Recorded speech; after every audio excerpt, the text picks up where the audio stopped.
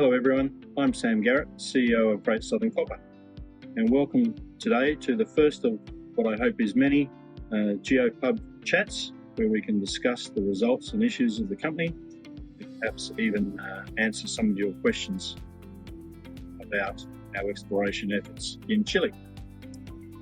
Today we're in the beer garden of my local pub in Melbourne and we're enjoying a very nice pale ale.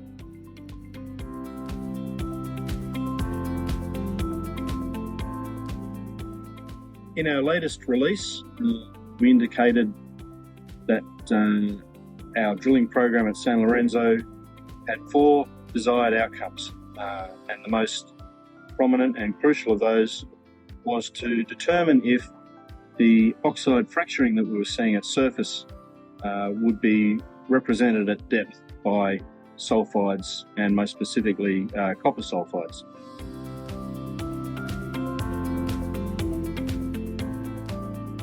I have an example of the drill core from that program here, where we can clearly demonstrate that fracture surface here, oxidized nature, iron oxides on the fracture surface, and if we turn that over, there's another fracture surface which is covered in or filled with copper sulfides. In fact, it's almost 100% copper sulfide.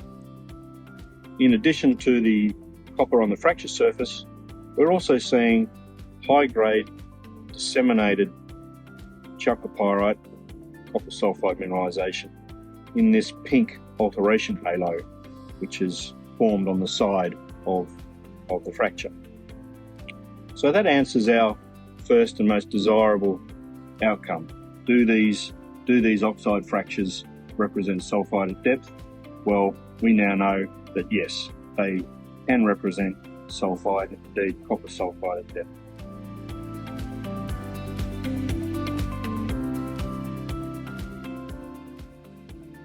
Another one of the 4 outcomes was to use the results of the drilling to understand what would be the optimum exploration methodologies to use going forward to discover more of this, indeed in a larger sort of economic context.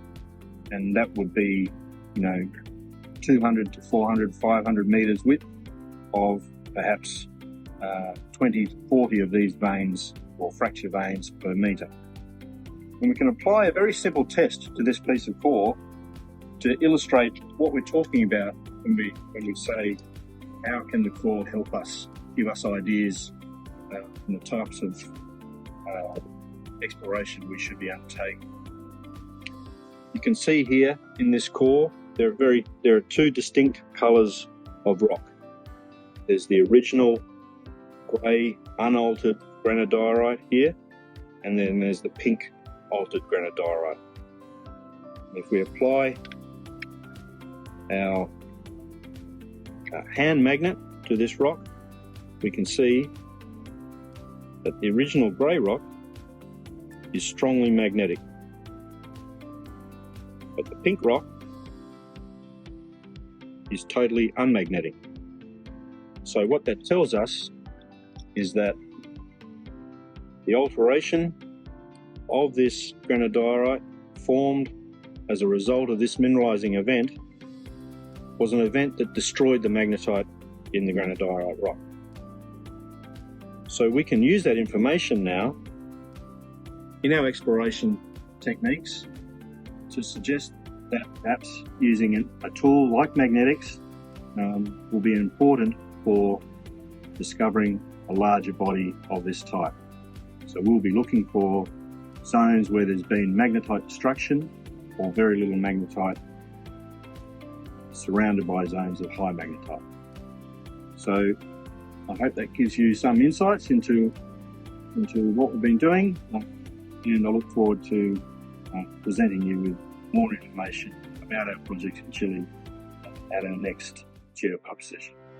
Thank you.